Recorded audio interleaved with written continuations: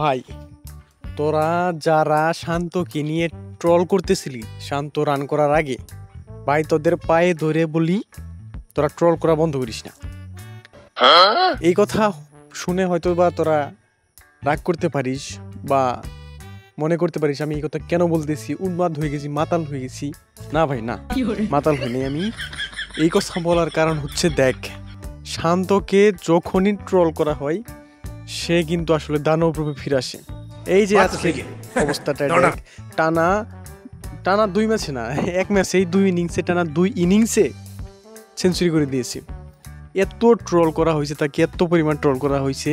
সে কিন্তু শ্রীলঙ্কা ম্যাচে যাওয়ার আগে, যখন সে যাবে তার আগে যে বাংলাদেশের প্রেস কনফারেন্স হয়েছিল সেইখানে কিন্তু বলছিল, আমি যদি শ্রীলঙ্কা যাওয়ার আগেই ফর্মে ফিরতে পারতাম তাহলে মনে হয় সেটা ভালো হতো দর্শকদের জন্য এবং আমার জন্য। সে কতটা কষ্ট থেকে এই কথাটা বলতে পারে, এটা বার ভাবা যায়। মানে এর জন্যই বলতেছি, পোলাডারে যত ট্রল করা হয় পোলাডাই কিন্তু তত ভালো করে। এর আগেও কিন্তু পোলাকে সেই রকম ট্রল করা হয়েছিল এবং তখন সে বলছিল যে আমি মনে হয় আমি এগেনস্টে খেলি, মানে পুরো দেশের এগেনস্টে হয়ে খেলি বিপক্ষ দলের থেকে বেশি। কারণ তাকে এত পরিমাণ ট্রল করা হতো আগে, এত পরিমাণ ট্রল করা হতো, যার কারণে সে দুঃখে পড়ে কষ্টে পড়ে এই কথাটা বলতে বাধ্য হয়েছিল। এইবারও কিন্তু সেই পরিমাণ ট্রল করা না হলেও তার কাছাকাছি পরিমাণে ট্রল করা হয়েছিল, যার কারণে আবার সেই ট্রলের শিকার হয়ে আবার পাগলাই ফর্মে ফিরে এসেছে এবং ভালো রকম ফর্মে ফিরে এসেছেন। দেখ, এই জন্যই বলতেছি ভাই, তোদের পায়ে দড়ি আর জেনে দুর্ভাগ্য সে নেই দড়ি, কিন্তু তোরা ট্রল করাটা বন্ধ করিস না। বাংলার যে সময়ই, মানে যখনই তাকে প্রশংসা করা হয়, মানে তখনই সার ড্যামেজ শেষ হয়ে যায়।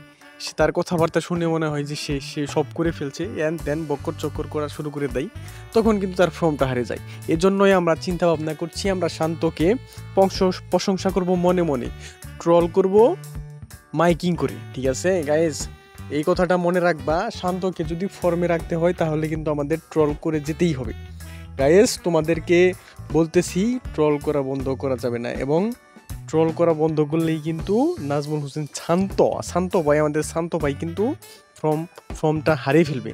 এর জন্য আমাদের যে ট্রল করা সেটা কোনোভাবেই বন্ধ করা যাবে না, চালিয়ে যেতে হবে, এবং শান্ত ভাই যেন ফর্মে থাকেন সেইটা আমাদের সবাইকে খেয়াল রাখতে হবে, এবং পরবর্তী ম্যাচেও ভালো করবেন এই আশা ব্যক্ত করে ট্রলবাসীর জন্য শুভকামনা জানিয়ে আবার এই ভিডিও শেষ করতেছি। খুদা হাফেজ গাইস।